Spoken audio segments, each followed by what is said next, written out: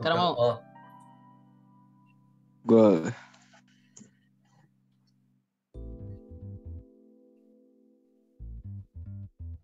Oke. Kita mulai ya acaranya ya. Oke, selamat malam semuanya. Assalamualaikum warahmatullahi wabarakatuh. Selamat datang di pertemuan ketiga dari Lightning Talk Gunadarma I.O. Kali ini kita kedatangan dua narasumber yang juga salah satu core team kita, yakni ada Kak Haikal Ardikatama dan Kak Emiliano Joshi. Di sini Kak Haikal Ardikatama tengah sibuk di Noteflux sebagai AI Engineer dan Kak Joshi sebagai core team di Gunadarma I.O. dan juga jawara, salah satu jawara dari competitive programming yang merupakan perwakilan dari Universitas Gunadarma. Kemudian hari ini kita akan membahas dua topik mengenai data. Untuk Kak Haikal sendiri kita akan membahas tentang artificial intelligence in general, dan untuk Kak Emiliano Joshi kita akan bahas tentang basic EDA. Oke. Untuk materi pertama kita langsung saja berikan kepada Kak Haikal, waktu dan tempat dipersilahkan. Silakan Kak. Oke. BTW sorry ya, ini kameranya kayaknya nge-crash. Ya, nggak apa-apa. Ya udahlah ya, gini aja ya. Yang penting materi tersampaikan dengan baik ya. Oke, selamat malam teman-teman semua. Thank you banget untuk kesempatan yang udah diberikan ya. Dan juga selamat datang bagi teman-teman peserta Lightning Talk. Jadi untuk pada malam hari ini aku bakal sedikit sharing ya tentang apa itu AI proses di general, dan juga nanti dilanjut sama Joshi mengenai explanatory data analysis atau EDA untuk dapetin insight dari suatu data. Dan ini sebenarnya kalau dari proses ini satu kesatuan yang bakal kita lakuin kalau misalkan teman-teman mau develop suatu AI model dan juga deliver itu ke production atau ke di-deploy ke dunia nyata gitu. Nah, paling perkenalan dulu ya. Mungkin teman-teman di sini juga ada yang kenal. Kalau yang belum kenal, perkenalkan, nama aku Haikal Ardikatama. Saat ini mahasiswa TI 2018 dan juga lead komunitas ini. Dan sedikit overview, aku juga bangkit graduate pada tahun 2021 di Machine Learning Engineer dan juga sekarang bekerja di Notebook sebagai AI Engineer. Dan nantinya sih kita bakal ngebahas mengenai AI proses yang sebenarnya udah diterapin pada proses misalkan aku dibangkit dan juga sekarang kerja. Nah, pertama-tama aku mau jelasin apa sih AI proses itu. Mungkin aku bahas dari pengertian AI-nya dulu ya. Dan kalau mungkin teman-teman juga udah pada tahu ya, AI itu adalah suatu kecerdasan yang ditambahin ke komputer. Jadi komputer itu bisa berpikir layaknya manusia, dan sedangkan proses itu adalah serangkaian task yang dikerjakan, bakal ada input, proses, output, dan outputannya itu bertujuan untuk menyelesaikan permasalahan tertentu gitu. Dan kalau AI proses sendiri itu adalah serangkaian langkah yang dikerjakan untuk menghasilkan model AI yang well trained atau udah memiliki basis pengetahuan. Nah, kalau kita bicara dengan overview itunya ya, prosesnya. Pertama, kalau untuk develop suatu model machine learning, deep learning, atau artificial intelligence, itu kita memerlukan suatu yang namanya dataset. Nah, dataset ini kunci buat apa sih? Jadi itu dataset itu adalah sumber pengetahuan kayak misal yang bakal dipelajari oleh AI model gitu. Dan nanti setelah AI modelnya ada dataset, kita milik juga AI model yang mau kita training, dan nanti bakal ada yang namanya learning process. Dan learning process ini adalah tahapan di mana model tersebut itu mengekstraksi pola-pola dan pattern-pattern tertentu dari data, dan jadi itu sebagai basis pengetahuan dari modelnya. Dan hasilnya apa? Hasilnya adalah trained model yang memiliki pengetahuan pada kasus data tertentu. Contohnya misalkan kita develop AI model untuk deteksi masker. Berarti datasetnya orang pakai masker, terus nanti modelnya yang berkaitan dengan computer vision, nanti learning prosesnya dia bakal mempelajari, oh orang pakai masker tuh kayak gimana, dan nantinya dia outputannya berupa model yang bisa memprediksi, oh kalau orang pakai masker tuh kira-kira ciri-cirinya kayak gini. Nah, paling itu intronya dulu. Dan aku bakal ini juga, kalau kita bakal ngebahas overview prosesnya ya tadi ya.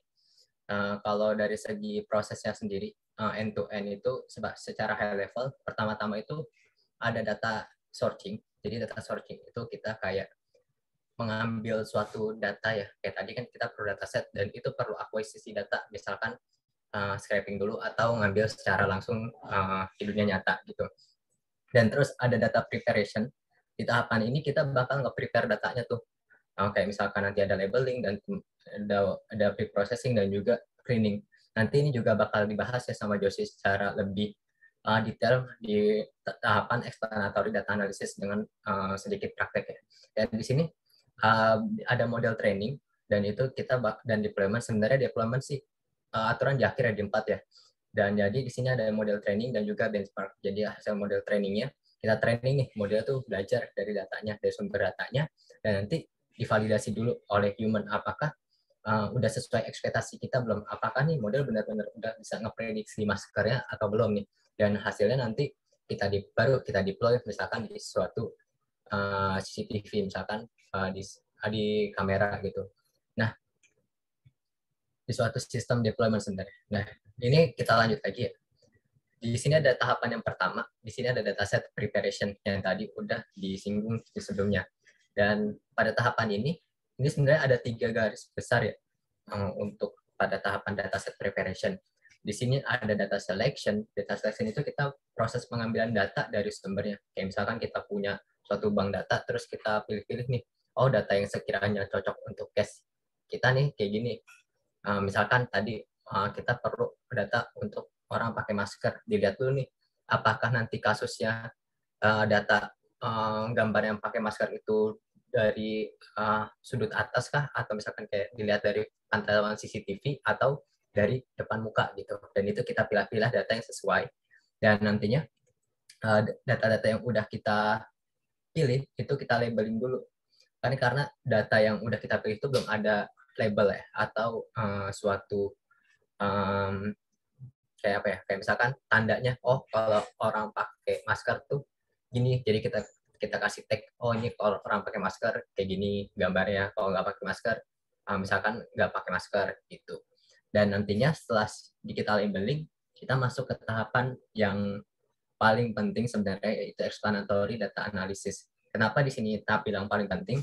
Karena ini adalah suatu basic proses untuk mendapatkan pemahaman mengenai karakteristik dari suatu data. Dan sebenarnya mungkin teman-teman juga yang udah pernah nyoba training model dan segala macamnya, kadang kita cuma fokus, oh kalau untuk data ini kita pakainya model ini, misalkan untuk data gambar pakai modelnya CNN, atau misalkan untuk data untuk memprediksi suatu gaji kita perlu pakai regresi. Dan sebenarnya kita milih model itu juga berdasarkan basic proses. Jadi karena kita bakal output dari proses ini adalah basic untuk mendapatkan pemahaman mengenai karakteristik dari suatu dataset tersebut. Jadi nggak cuma kayak kita langsung milih model asal-asalan, tapi kita berdasarkan ini explanatory data analisisnya untuk mendapatkan output yang baik. Karena kalau kita misalkan salah analisa nih, dan juga ternyata data kita nih buruk nih, dan nanti hasilnya juga modelnya itu buruk karena garbage in garbage out, dan karena udah dasarnya buruk, terus di kita training juga bakal hasilnya nggak sesuai ekspektasi kita.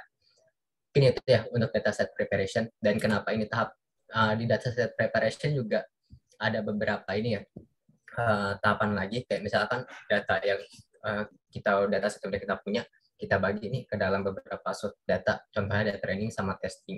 Dan juga di sini ada training, validasi, sama testing. Nah, kenapa kita bagi kayak gini?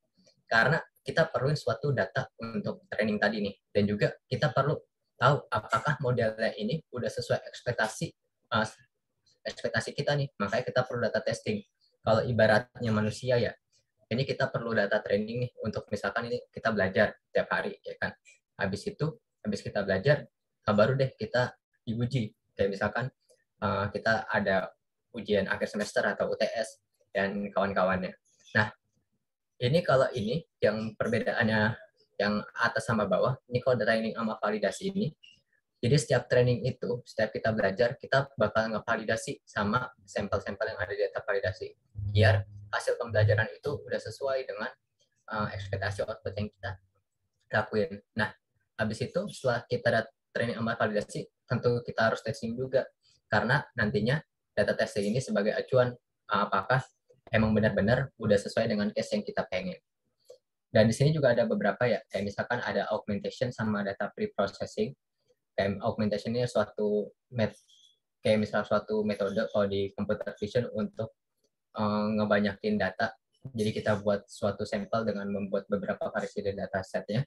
Terus dataset pre-processing ini kayak misalkan kita nggak perlu nge-preproses suatu data agar pas nanti di tahapan training itu lebih mudah diekstraksinya.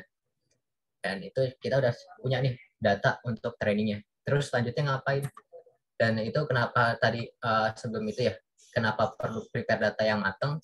Karena di sini aku ambil contoh yang dari ini ya, Andre Karpati. Jadi dia itu kalau teman-teman tahu Tesla, dia lead AI-nya, AI research-nya. Dia bilang kalau misalkan di tahapan akademik, kita bakal lebih banyak develop model dan algoritmnya.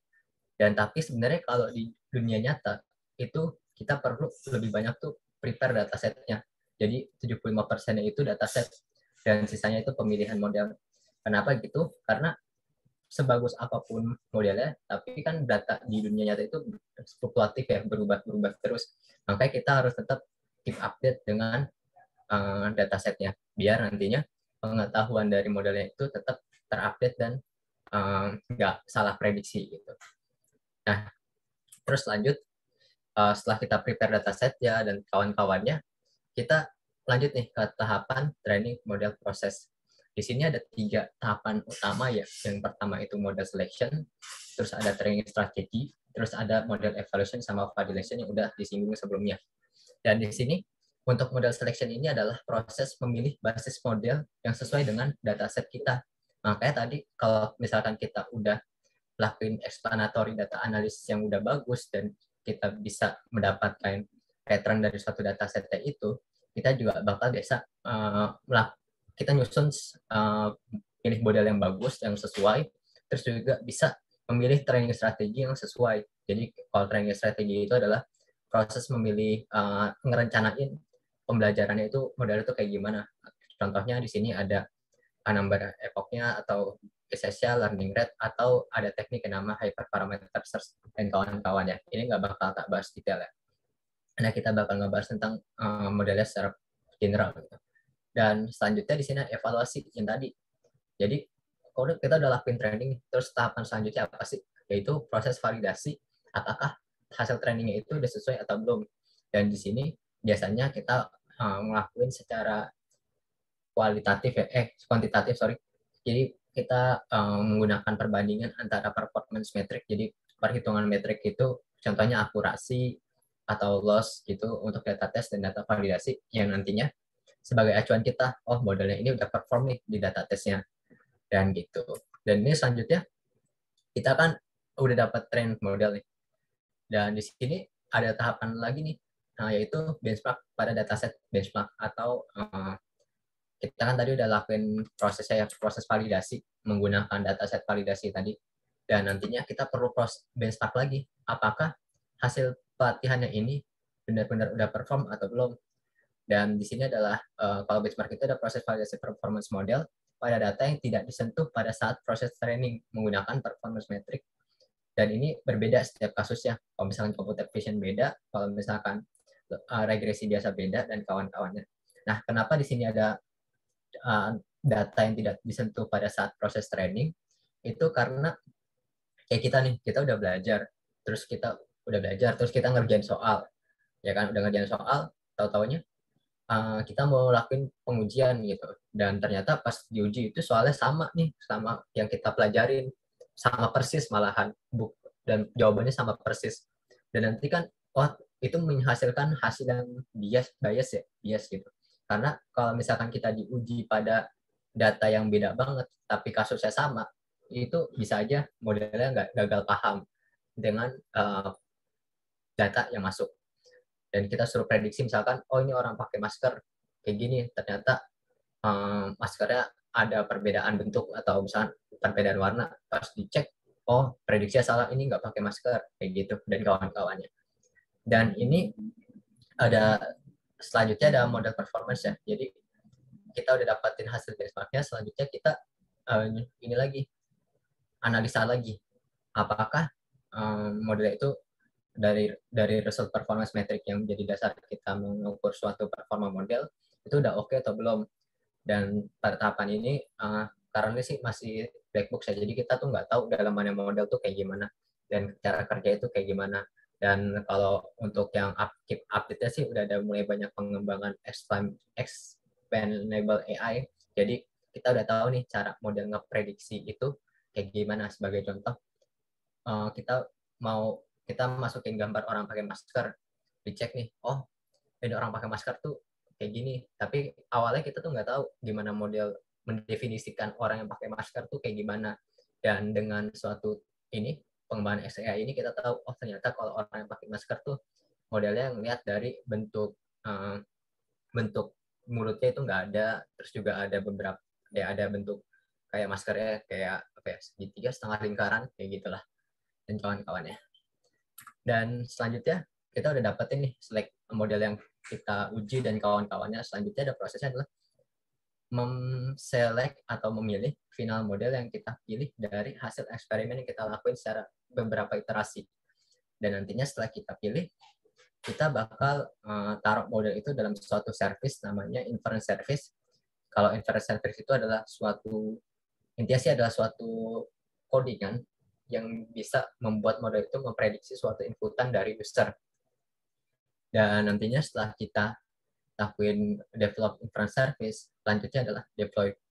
Biasanya di deploy-nya ada suatu server ya, contohnya misalkan di GCP atau di AWS, ini bisa VM atau on-premise. Kalau VM itu dia berbasis cloud teknologi kayak Google Cloud, Azure Cloud, terus satu lagi AWS. Kalau misalkan on-premise itu kita deploy di server kliennya gitu.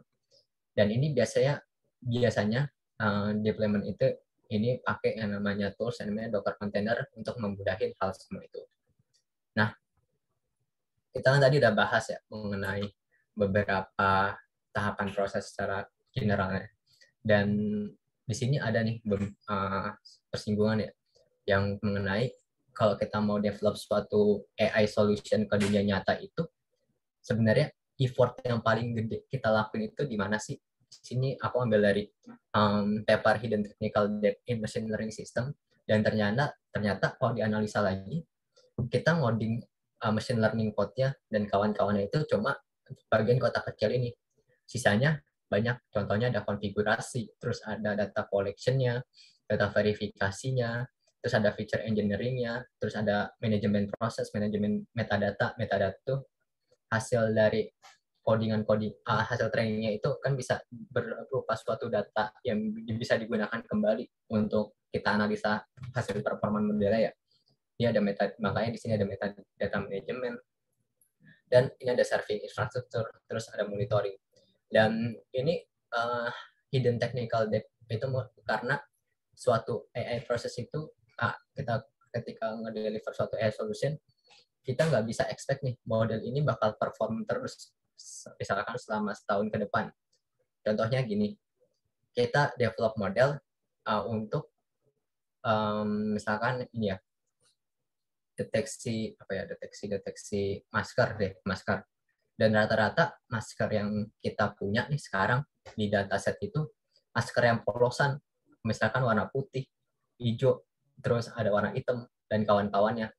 Sedangkan nih karena corona dan segala macamnya, ini mulai nih masker tuh dikembangin sebagai fashion dan bentuknya tuh mulai aneh-aneh, misalkan dari segi polanya dan kawan-kawannya.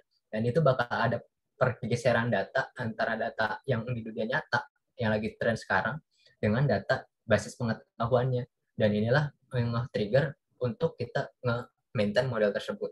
Dan jadinya nanti kita perlu ngumpulin datanya lagi, terus labelingnya lagi, terus training model lagi, dan deploy lagi, dan kawan-kawannya. Makanya di sini bakal menjadi proses yang berulang, dan ini sangat-sangat makan waktu ya kalau misalkan kita secara manual. Nah, ini solusinya kayak gimana sih? Dan ini solusinya ini ada yang namanya machine learning development operation. Jadi ini penggabungan antara eksperimental, kita develop model, terus ada tahapan development sama operasional model ya. Jadi kalau misalkan nantinya ada sesuatu yang ini, misalnya kita udah deploy model, terus kita misalkan ada yang pakai nih kliennya, terus tiba-tiba kliennya ngomel, kok prediksi modelnya rata-rata salah sih? Dan baru deh, ini iterasi lagi nih.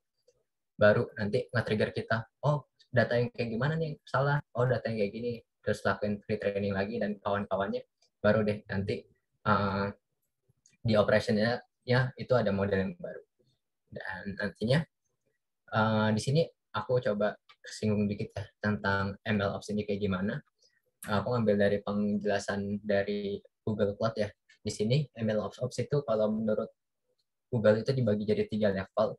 Yang pertama itu level 0. Kalau level 0 ini semua tahapannya itu masih manual antara eksperimental terus sama operationnya. Jadi kita kayak misalkan kita punya offline data, terus datanya tuh diekstrak, dianalisis dan kawan-kawannya, terus lakuin data preparation sama terus model training dan validasi yang tadi dijelasin tadi, ini masih manual eksperimen step nih. Dan nantinya udah dapat train model, baru nih kita save di train model registry. Contohnya misalkan kita save di Google Drive atau di mana. Nanti udah dapet nih modelnya, Om, kita ngasih tahu, oh ini udah model baru, baru deh kita perlu deploy lagi dan download modelnya dari Google Drive dan juga deploy ulang dan baru ke prediction service. Dan ini ada beberapa ini ya kelemahan. Yang pertama itu dia manual dan script driven dan ini nggak interaktif prosesnya itu sangat makan waktu. Terus ini ada disconnection between ML dan operation. Jadi nggak ada koneksi nih antara machine learning dengan tahapan eksperimental dengan tahapan operationnya. Dan juga ini bakal nge-trigger infrequent reverse iteration. Jadi ini nggak bisa nge-keep up kalau misalkan tiba-tiba ada ada perubahan data yang massive gitu. Nggak ada CI atau nggak ada continuous integration dan juga continuous delivery juga nggak ada. Dan di sini bakal ada nih, dia nggak kurang dari performance monitoring. Jadi kita nggak tahu model kita tuh benar-benar perform atau enggak. Jadi ini ada meme, kalau misalkan bosnya nanya nih, apakah semua kerjaan kita oke? Tapi sebenarnya kita bilang everything is fine. Padahal tuh enggak gitu. Sisanya tuh kebakaran. Oh ini ada yang analytic error dan segala macamnya. Ini ada ini ya, meme kayak gini. Terus solusinya ini ada contoh MLOps yang level 1 ya.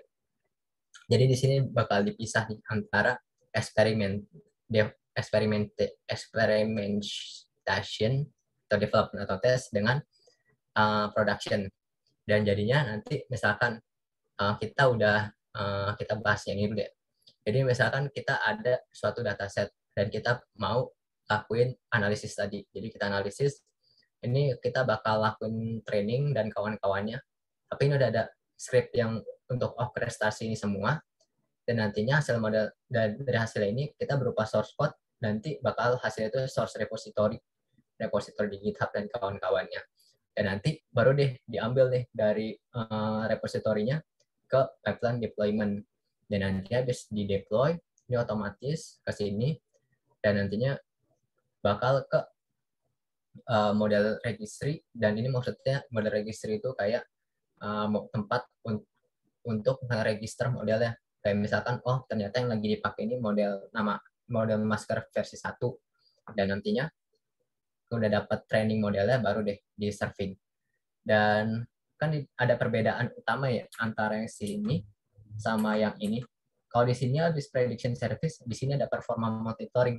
Gunanya untuk memantau nih, apakah prediction model kita itu oke atau enggak. Apakah service kita oke atau enggak. Dan kalau misalkan enggak oke, ini bisa aja nge-trigger suatu trigger ya. Ini untuk ngelakuin retraining lagi. Atau ngelakuin retraining lagi dan nantinya habis ke retrain, ini bakal diulang lagi. Jadi ini mengantisipasi kalau misalkan tiba-tiba ada pergeseran data yang masif. Itu kurang lebih yang level 1. Dan nantinya ada level 2-nya. Kalau level 2-nya, di sini perbedaannya, di habis yang experimentation ini, dan kawan-kawannya tadi, ini ada yang CI build test and package dan pipeline komponen untuk nantinya untuk misalkan ini udah experimentation-nya udah kelar, kita trigger continuous deployment ya, nanti ke deploy nih otomatis ke production kita. Jadi udah masuk lagi, nanti training modelnya itu diregister lagi, dan nanti kayak tadi nih ada prediction service dan performance monitoring, dan ini bisa nge-maintain dan mengantisipasi kalau misalkan ada pergeseran data atau misalkan data yang di dunia nyata tuh tiba-tiba berubah banget dengan basis pengetahuan yang kita punya, dia bakal nge-trigger retraining lagi. Nah, mungkin itu sih yang bisa ini untuk MLOps level 2. Dan terus mungkin itu ya materi sharing dari aku. Terima kasih atas kesempatannya. Kalau misalkan ada pertanyaan, monggo. Atau gimana? Atau mau disatuin atau sekalian? Aku balikin ke Bimo. Monggo, Bim. Oke, thank you Kak Haikal atas penjelasannya, insightful banget nih Kak. Oke, jadi setelah pembahasan ini kita akan buka sesi tanya jawab buat teman-teman yang mau bertanya dan mau mungkin konsultasi juga, mungkin teman-teman udah belajar AI tapi nemuin kesulitan, bisa dikonsultasin ke Kak Haikal hari ini juga. Ada pertanyaan? Bebas tanya apa aja, mungkin mau seputar engineering tanpa bahas AI juga boleh, ML Ops-nya juga boleh. Bebas buat teman-teman.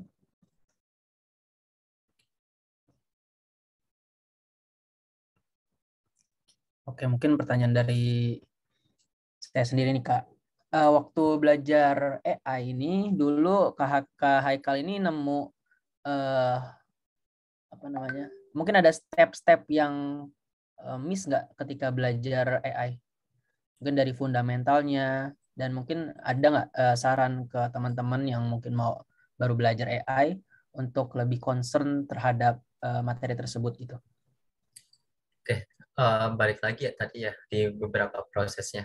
Dan aku bilang tadi, proses yang paling utama itu adalah preparasi, dataset preparation, yang nanti juga sebenarnya bakal dibahas sama Josie ya. Dan itu adalah tahapan yang sebenarnya dulu tak kira nggak terlalu penting ya. Ternyata pas udah aku pelajarin lebih lanjut, Pak, ternyata itu adalah tahapan yang paling penting. Karena baik lagi, kalau misalkan datasetnya aja udah jelek, dan kita nggak tahu nih, udah gagal paham dengan karakteristik data tersebut, dan jadi malah salah uh, nge-training model. Kayak jatuhnya kita nerka-nerka nih, oh ini datanya bagus nih, modelnya bagus nih, coba kita pakai, dan kawan-kawannya pas kita coba, oh, hasilnya jelek sih, dan padahal terus kita update lagi modelnya, tapi kita tuh nggak ngeliat datanya gitu. Oh ternyata sebenarnya kalau dilihat lagi ya, ketika kita benerin data set yang lebih baik, dan juga misalkan ada salah label dan kawan-kawannya, itu bisa lebih nge-boost performance dari modelnya itu sendiri sih.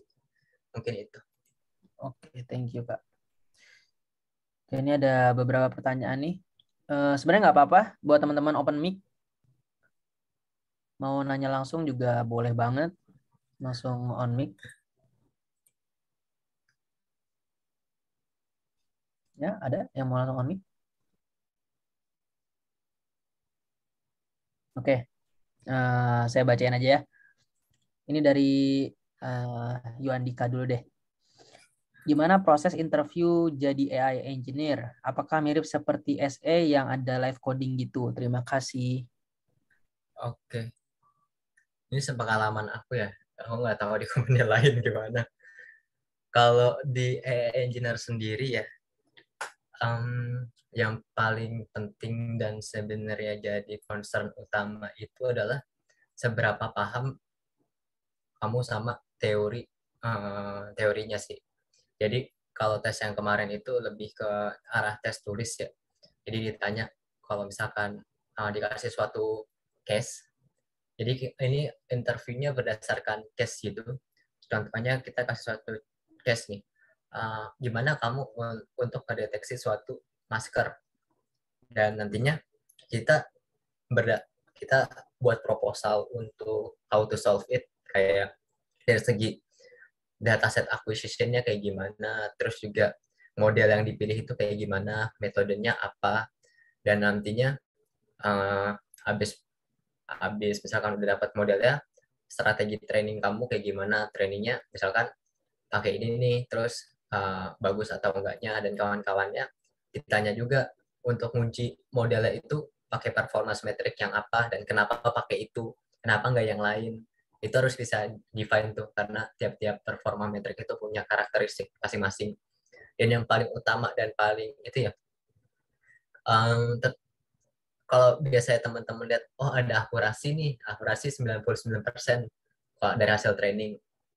Dan ternyata akurasi itu nggak apa ya, nggak bukan hal yang sebagai acuan utama, karena bisa aja ada ketidakseimbangan data. Jadi sebenarnya ada data yang pakai masker tuh 1.000 dan data yang nggak pakai masker itu cuma satu. Jadi itu imbalance gitu. Jadi hasil tuh bias, makanya ada beberapa metrik-metrik lain ya dan kawan-kawannya.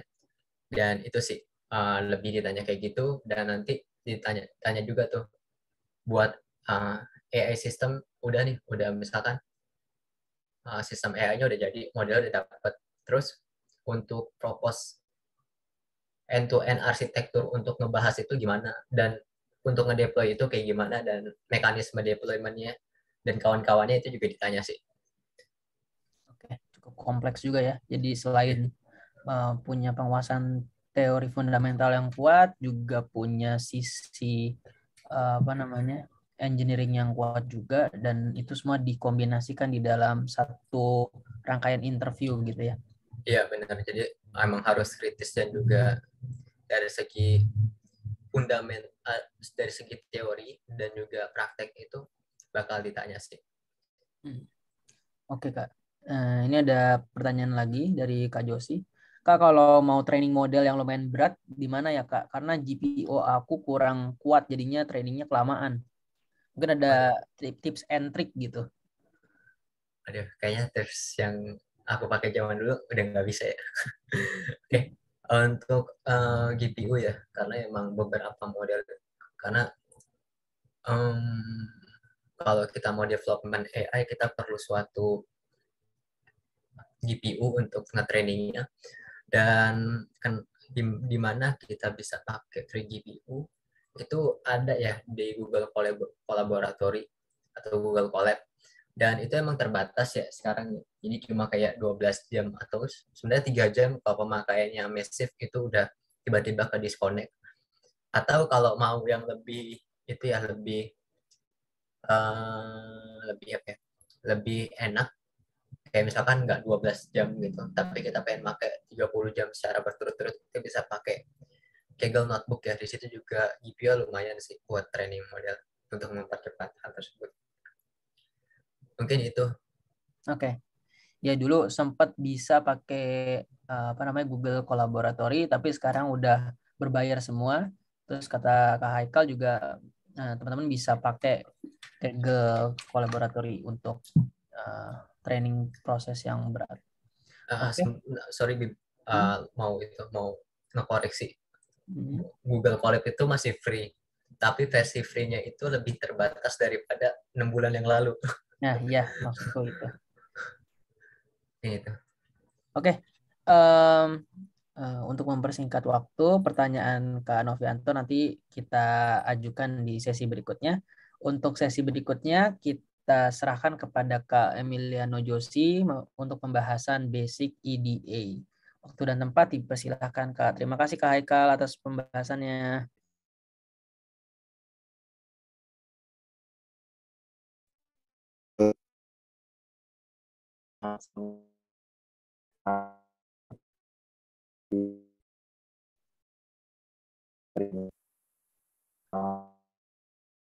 Sepertinya jaringannya low ya. Koneksinya ini. Ya, bisa diganti dulu Pak Josi. Oke. Sekarang masih nge-lag. Suaranya udah lumayan. Oh, oke. Oke, kayaknya aku langsung share screen.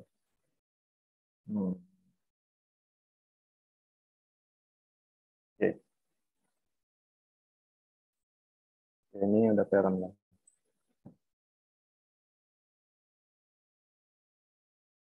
Oke, jadi aku mau jelasin tentang IDA. Kepanjangan dari IDA itu adalah Exploratory Data Analysis. Ini biasanya banyak digunain dalam machine learning untuk mencari insight dari data. Jadi kita perhatiin di sini pengertian dari exploratory data analysis atau IDA ini adalah proses analisis awal data yang bertujuan untuk mengidentifikasi pola, menemukan anomali, menguji hipotesis, dan memeriksa asumsi. Jadi kayak yang dibilang sama Kak Haikal tadi kan, coba dibilang kalau ini nantinya di model kita menentukan berbagai faktor yang akan kita pakai di model itu kayak parameter gitu. Jadi kayak model itu berguna IDA ini. Dan itu juga mungkin kayak feature selection bisa juga berdasarkan dari IDA ini kita bisa memilih feature apa yang kita gunakan untuk nanti model kita gitu. Nah, kita lihat ini dengan melakukan IDA pengguna akan terbantu dalam mendeteksi kesalahan dari awal. Seperti dapat mengidentifikasi outlier, itu biasa datanya itu kayak kurang cocok sama data yang kita punya, data yang kita punya. Jadi kalau misalkan biasa outlier-nya kalau dihilangin nanti akurasi model kita semakin bagus nih. Outlier kadang. Tapi kadang juga nggak dihilangin nggak apa-apa. Tergantung ada nanti faktor-faktor yang mempengaruhi apakah outlier ini perlu dihilangin atau enggak. Terus habis itu idenya juga bisa membantu kita mengetahui hubungan antar data serta dapat menggali faktor-faktor penting dari data. Kita bisa melihat pola-pola data gitu. Terus kita bisa data ini berhubungan atau enggak, apakah data ini relevan. Misalkan kita mau prediksi sesuatu, apakah kita perlu data ini atau enggak, apakah kita hilangin aja bisa gitu. Nah, di sini ada tahapan-tahapan EDA, ada pertama data collecting. Data collecting itu biasa kita mencari datanya dulu, koleksi data. Kalau sekarang biasanya gampang kita bisa langsung dapat dataset gitu di website-website kayak Google gitu atau ada kemana yang lain. Jadi langsung udah ada datanya. Tapi biasanya kalau kita di perusahaan-perusahaan gitu datanya itu biasanya bisa dapat itu dari pengumpulan manual gitu. Kita dari data collecting pertama. Yang kedua itu ada data cleaning. Data cleaning itu ya kita bersihin datanya dulu tadi kayak kita misalkan kita cek kita perlu hilangin outlier-nya atau biasanya ada missing data gitu. Kita gimana cara ngatasin missing datanya gitu. Baru ada univariatif dan bivariate analisis. Jadi kita di sini kita mulai analisis datanya. Kalau univariate itu kita biasa analisis datanya itu satu feature aja. Jadi misalkan nanti aku jelasin deh gimana ini univariate sama bivariate. Tapi ini analisis datanya. Kita udah mulai kayak ngecek-ngecek feature-nya gitu. Ngecek-ngecek datanya, analisis datanya gitu. Baru di sini ada menarik kesimpulan. Jadi kita berdasarkan analisis tadi kita coba menarik beberapa kesimpulan itu dari data kita. Ini biasanya bisa bermanfaat untuk nanti modelingnya. Ya, ini kita pertama data collecting ini aku ambil dari ini websitenya dari Kaggle. Ini data kemungkinan anak murid itu masuk ke universitas berdasarkan ini ada tipe sekolah, akreditasi sekolah, gender, jenis kelamin. Ini interest ini maksudnya dia ini tertarik nggak masuk ke dalam universitas ini. Baru ada residence ini kayak asal daerahnya. Kalau urban itu kan daerah perkotaan ya. Kalau rural itu kan daerah pedesaan. Gitu. Jadi dia asal residence-nya, asal tempat tinggalnya itu dari daerah gimana gitu. Baru ini parent age, usia orang tua, parent salary, penghasilan orang tua, house area ini ukuran rumah, sampai ukuran rumah juga ada. Baru average grades itu rata-rata nilai. Baru ini parents was in college, artinya apakah orang tuanya ini pernah masuk ke universitas atau enggak gitu. Baru ini terakhir will go to college. Ini artinya dia udah masuk college itu, dia terus habis itu mutusin dia bakal masuk gitu. Ketiga, bukan dia cuman mikir mau masuk college, tapi dia udah berhasil masuk, terus dia udah mau masuk gitu. Dia udah pasti masuk gitu. Oke. Oke, di sini kita mulai sama data cleaning. Jadi data cleaning biasa tadi menghilangkan data duplikat, terus kita memproses data yang memiliki missing value, apakah kita hapus dia langsung atau kita ganti nilainya dengan sesuatu gitu. Biasa bisa diganti dengan min, rata-ratanya atau median gitu. Baru menghilangkan data yang irrelevan. Biasa kan ini kebetulan mungkin feature-nya semua kita pakai, tapi misalkan siapa tahu data kita yang kita punya itu ada feature yang nggak ada hubungannya sama sekali.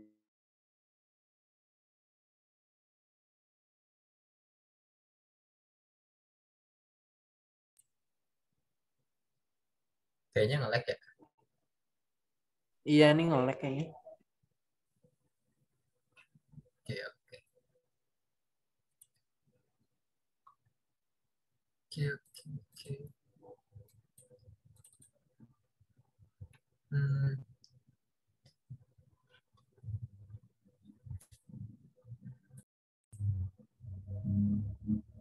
Halo, Josi.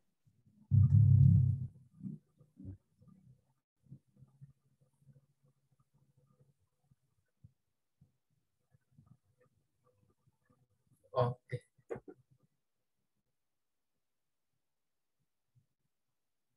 Oh, tujuan lagi. Astaga, halo, disconnect ya? Disconnect, Jos. Videonya Sorry, matiin. tadi ada telepon. Tadi Nge-lag.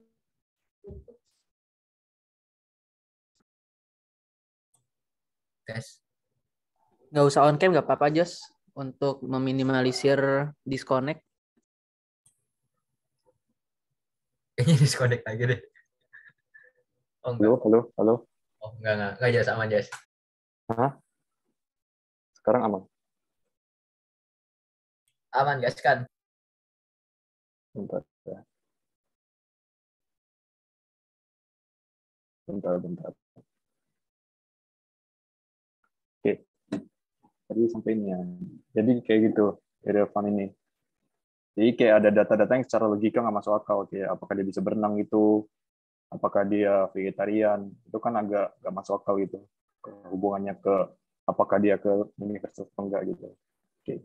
Baru ada filter data juga. Filter data ini kayak ngilangin outlier gitu.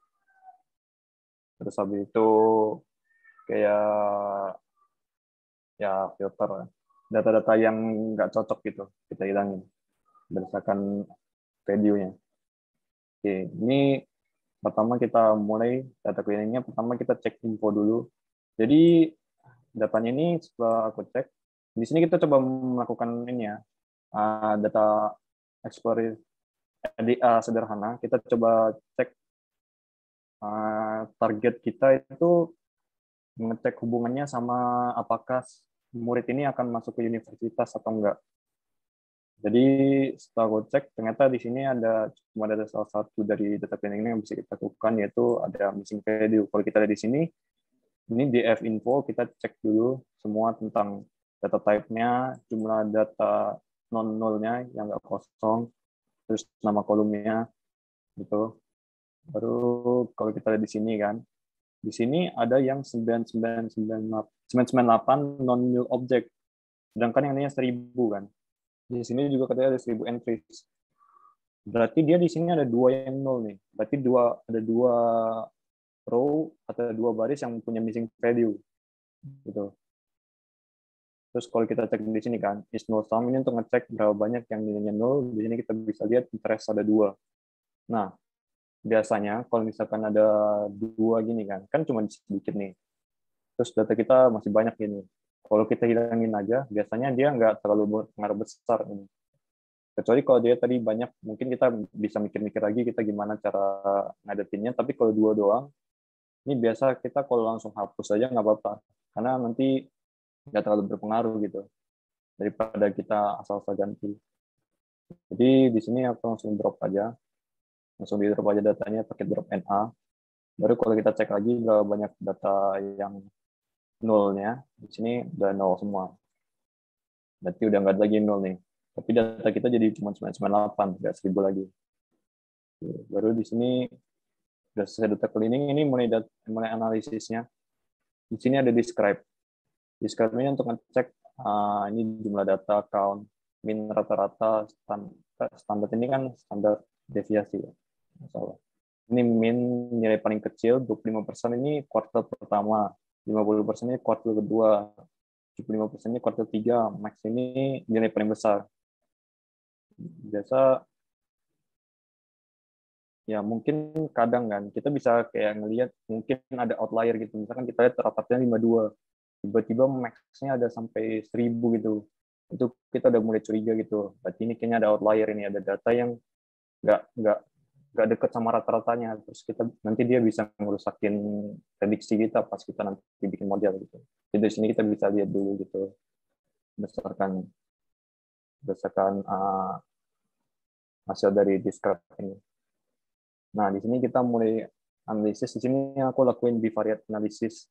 Jadi kita lihat hubungan beberapa variabelnya, beberapa feature-nya tadi, yang kolom-kolomnya ini, sama apakah dia akan pergi ke universitas di sini. Jadi yang pertama itu ada tipe sekolah. Jadi ini aku jelasin yang kiri ini bar plotnya. Ini untuk yang asal sekolahnya dari akademik. Akademik itu berarti di SMA. Kalau ini yang vokasional berarti di SMK gitu. Kalau kita lihat dari SMA dia lebih banyak yang pergi yang akan masuk ke universitas. Sedangkan kalau yang vokasional dia lebih banyak yang nggak masuk ke universitas. Di sini kita lihat kan. Nah, kesimpulan yang kita bisa dapat di sini adalah tipe sekolah tidak terlalu berpengaruh terhadap apakah anak akan masuk universitas atau tidak. Kenapa? Karena kalau kita lihat di sini, jumlah datanya itu yang masuk sama gak masuk itu dekat-dekat aja, nggak jauh banget. Ternyata kalau kita perhatiin tipe sekolahnya itu nggak terlalu berpengaruh gitu. Karena berdasarkan data di sini kita bisa lihat jumlahnya itu nggak jauh beda gitu, yang masuk sama nggak masuk di sini. Jadi kita di sini udah bisa naik satu kesimpulan sederhana, yaitu tipe sekolahnya nggak terlalu berpengaruh ternyata. Oke. Terus itu kita coba ke fitur selanjutnya, yaitu akreditasi sekolah. Nah, akreditasi sekolah, yang kiri ini akreditasi sekolah A, yang kanan ini akreditasi sekolah B. Yang dari A, ternyata dia lebih banyak yang masuk ke universitas, sedangkan yang B dia lebih banyak yang masuk. Nah, di sini belum ada. Tapi kesimpulan yang bisa kita dapat di sini adalah ternyata akreditasi sekolah juga nggak ngaruh terlalu banyak gitu. Karena di sini kita lihat value-nya nggak terlalu banyak jauh. Ini 50, ini 200, sedangkan mereka cuma gini, paling cuma beda 10 gitu, atau 20 gitu kan. Nggak sampai kayaknya 20. Paling cuma 10 bedanya. Ternyata akreditasi sekolah itu juga nggak ngaruh gitu. Ternyata jumlahnya juga hampir mirip antara kedua akreditasi ini. Walaupun yang A ini, akreditasi A lebih banyak. Tapi di sini kalau kita lihat jumlah data yang B ini ternyata emang lebih banyak daripada yang A. Data yang dari kita B, yang di akreditasi B itu ternyata lebih banyak kita dapat datanya daripada yang A. Makanya di sini kelihatannya kayaknya ngaruh gitu kan. Padahal enggak, mereka jumlahnya ini hampir mirip gitu. Ternyata mereka ini nggak ngaruh, akreditasi itu juga nggak terlalu berpengaruh. Baru kita ke selanjutnya ke gender. Kalau kita gender di sini, kita bisa lihat juga ternyata laki-laki lebih banyak nggak masuk ke universitas daripada perempuan di sini. Kan kita bisa lihat nih. Ternyata lebih banyak laki-laki yang nggak masuk daripada perempuan. Perempuan di sini lebih banyak yang masuk berdasarkan perbandingan Perbandingan laki-laki lebih banyak yang nggak masuk. Tapi di sini bisa kita lihat nggak beda jauh juga nih perbandingannya. Ternyata gender juga nggak berpengaruh nih, nggak terlalu berpengaruh besar. Karena mereka ini nilainya nggak terlalu jauh juga. Jadi tiga-tiganya ternyata sejauh ini belum ada yang terlalu berpengaruh besar banget. Dari sini kita lihat ya. Oke. Lalu ini ada interest-nya. Interest ini dia ini tertarik nggak masuk universitas atau enggak.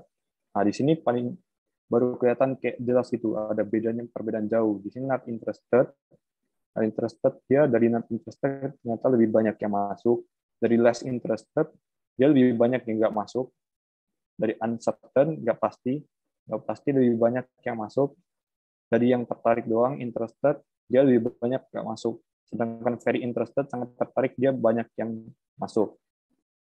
Nah dari sini kita bisa tarik kesimpulan ini, yang tadi aku bilang, yang paling banyak masuk ke universitas adalah murid yang sangat tertarik. Di sini sangat tertarik, diikuti dengan murid yang tidak pasti, uncertain tadi ini, uncertain interest. Dia kedua paling banyak masuk. Sedangkan yang paling banyak tidak masuk itu adalah murid yang kurang tertarik, less interested ini. Kita bisa lihat dia paling banyak nggak masuk dari golongan less interested ini.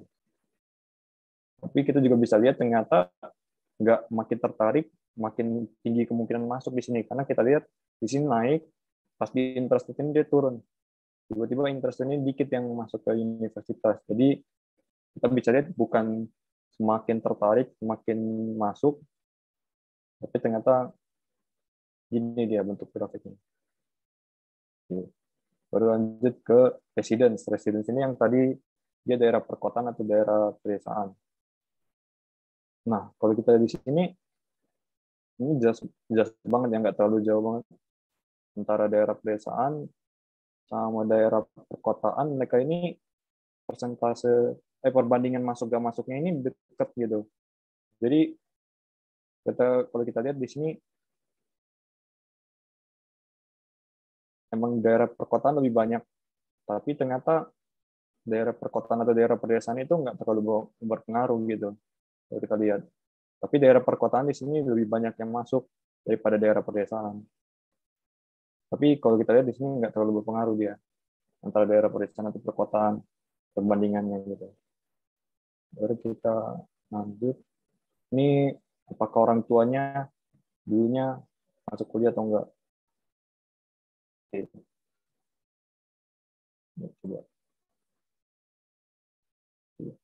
Ini kalau orang tuanya nggak masuk, dia lebih mungkin nggak masuk juga. Kalau orang tuanya masuk, ternyata dia juga lebih mungkin masuk nih. Ya kan kalau kita perhatiin, kalau dia orang tuanya nggak masuk universitas, anaknya juga kemungkinan besar lebih besar nggak masuk juga daripada kalau orang tuanya dulu masuk universitas. Kalau orang tuanya kuliah, saya bisa kita tarik kesimpulan dari sini. Ini grafiknya nggak tahu kenapa harus di scroll. Ini tadi kita udah describe. Baru di sini kita ada heat map. Tadi ini yang kita teliti data-data di atas ini data-data yang tipenya objek kalau kita perhatiin di info tadi. Ini objek. Jadi dia data ini bukan bentuk numerik tapi kategorik. Jadi antara benar tidak yang ini urban rural gitu.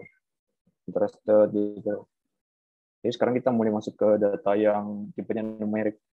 Pertama kita bikin heat map dulu. Jadi heat map ini untuk menghitung korelasi. Korelasi itu kayak melihat apakah data ini berhubung atau enggak. Jadi kita ini kalau korelasi positif, maka kedua variabel ini cenderung berubah ke arah yang sama. Kalau negatif dia ke arah yang berbeda perawanan. Ini misalkan yang negatif ini yang hitam ini. Parent age sama parent was in college. Ini negatif, berarti dia perubahan datanya ternyata berawanan. Misalkan kalau parent age ini makin tinggi, ternyata parent was in college ini makin turun gitu. Terus habis itu, kalau misalkan yang positif ini kita bisa lihat paling tinggi di sini ada average grades sama will go to college. Ternyata kalau average grades-nya tinggi, will go to college-nya juga makin tinggi gitu.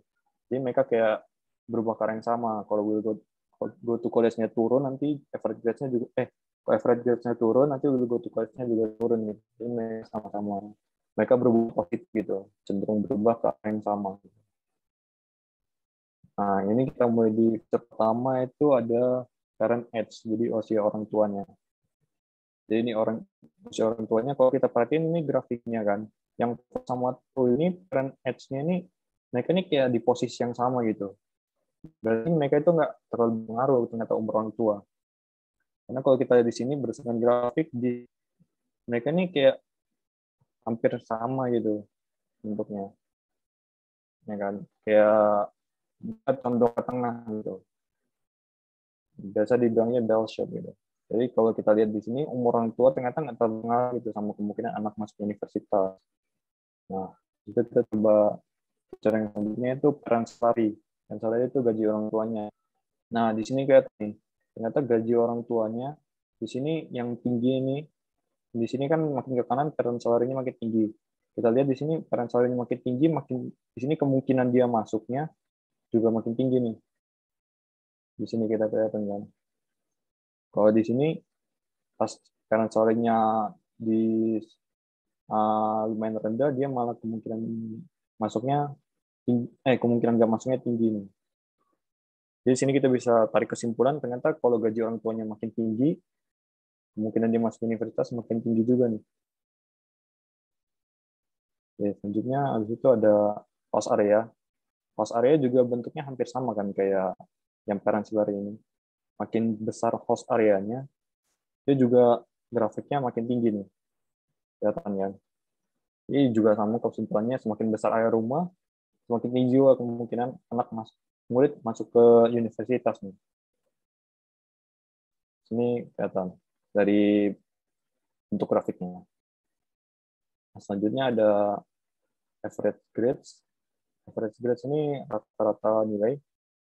Dari rata-rata nilai juga kelihatan makin ke kanan.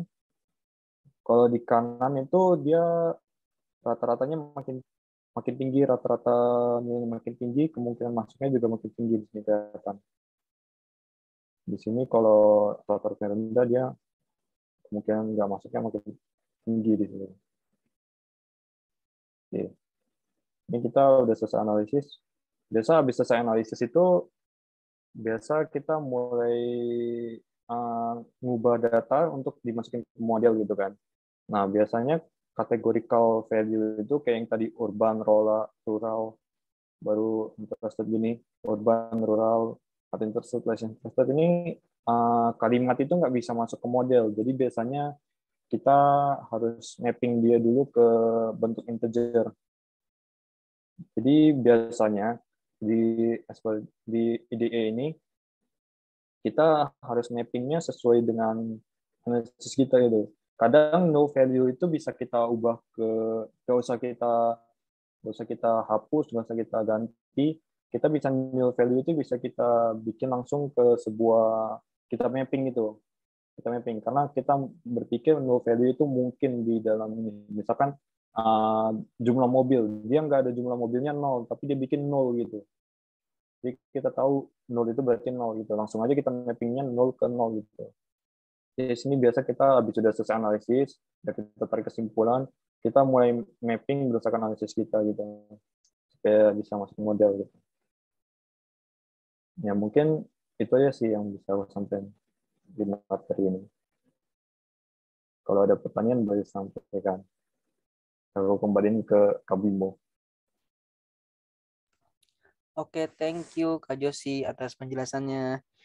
Oke teman-teman, dari pembahasannya Kak Josi, kira-kira ada nggak pertanyaan teman-teman yang memang pengen ditanyakan atau teman-teman penasaran dengan kelanjutan dari pembahasannya Kak Josi?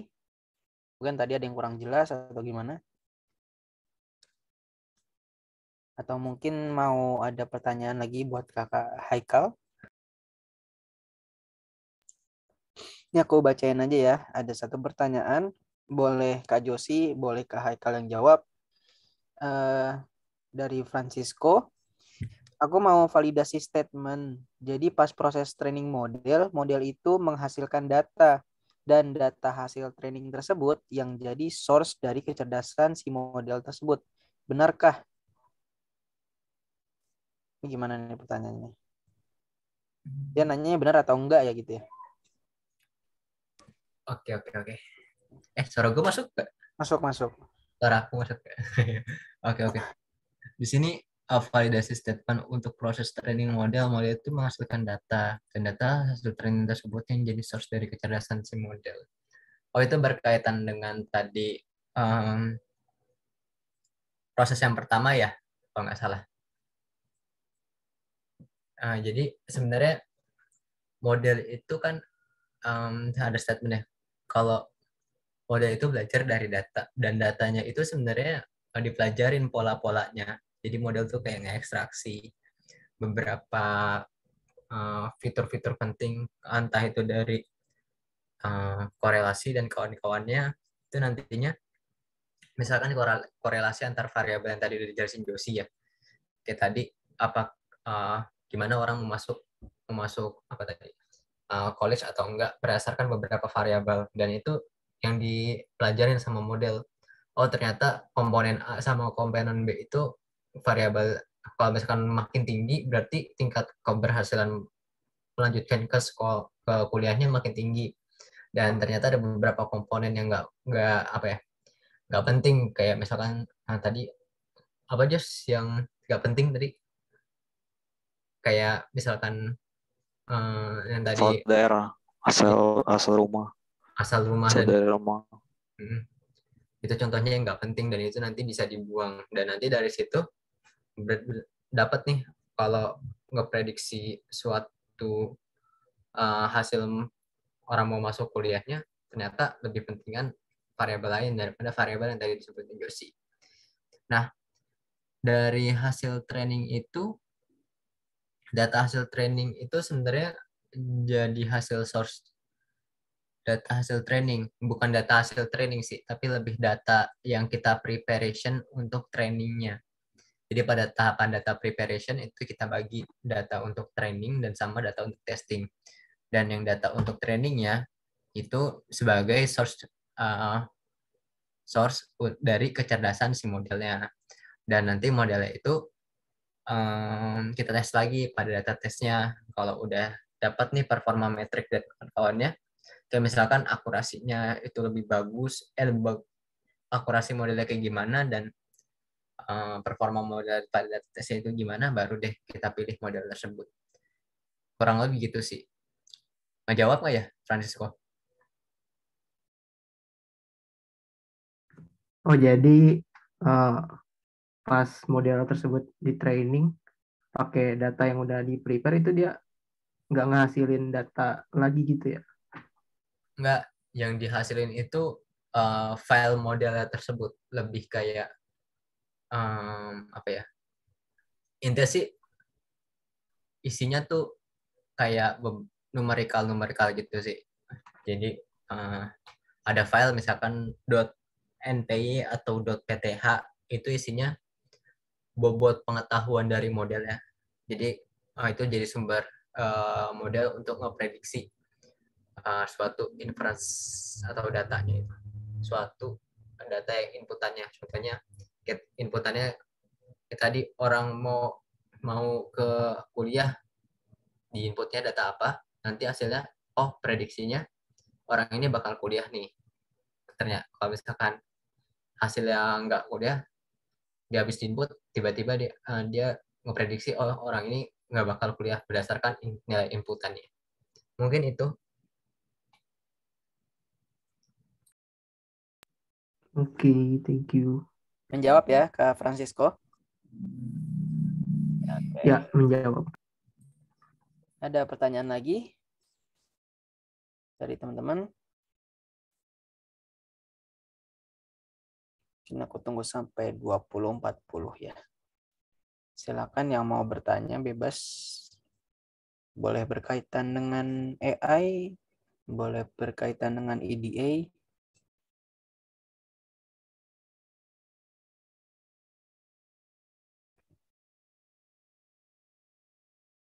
Kalau di lapangan, di di industri, proses EDA ini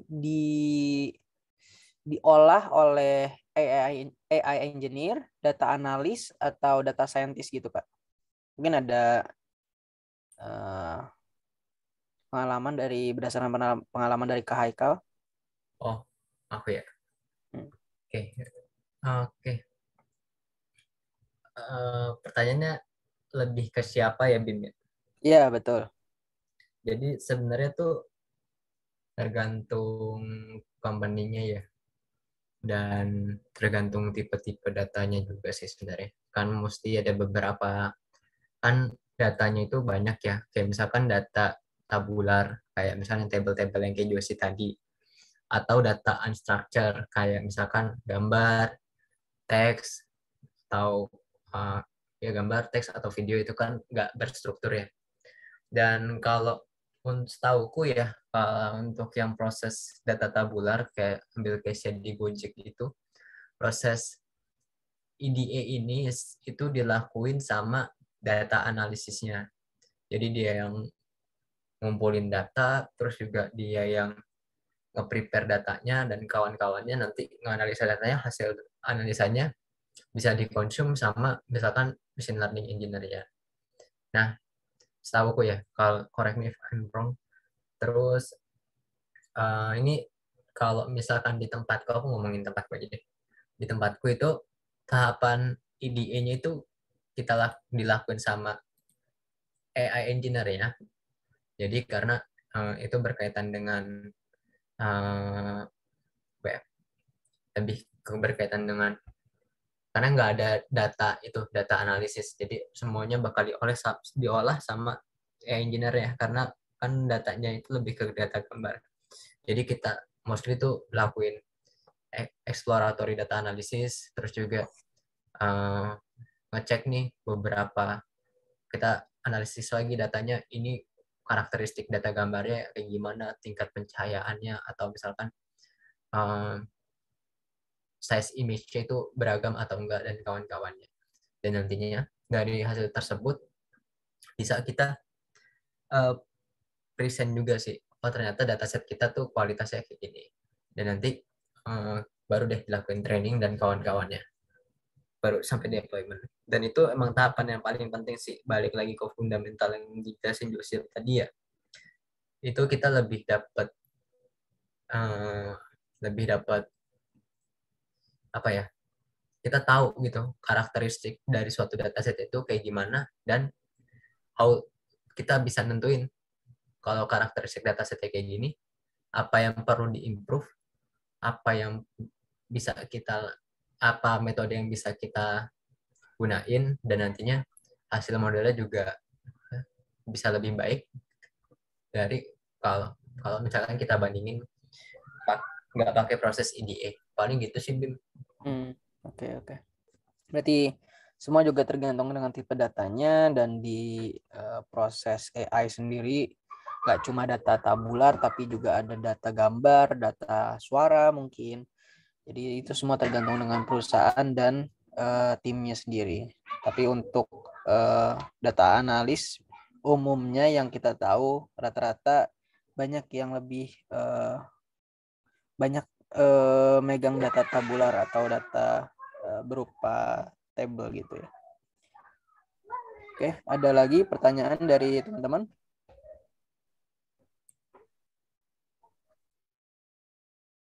Oke. Kalau memang sudah cukup penjelasan dari Kak Haikal dan Kak Josi, pertemuan Lightning Talk ketiga ini saya cukupkan untuk hari ini. Terima kasih teman-teman yang udah hadir. Jangan lupa untuk ikuti Lightning Talk yang keempat, dan untuk teman-teman yang masih mau bertanya, silahkan teman-teman bisa tanyakan via DM Instagram kami maupun via Discord gunadarma.io. Oke, sekian dari kami. Kurang lebihnya mohon maaf. Wassalamualaikum warahmatullahi wabarakatuh. Selamat malam semuanya. Thank you. Thank you guys.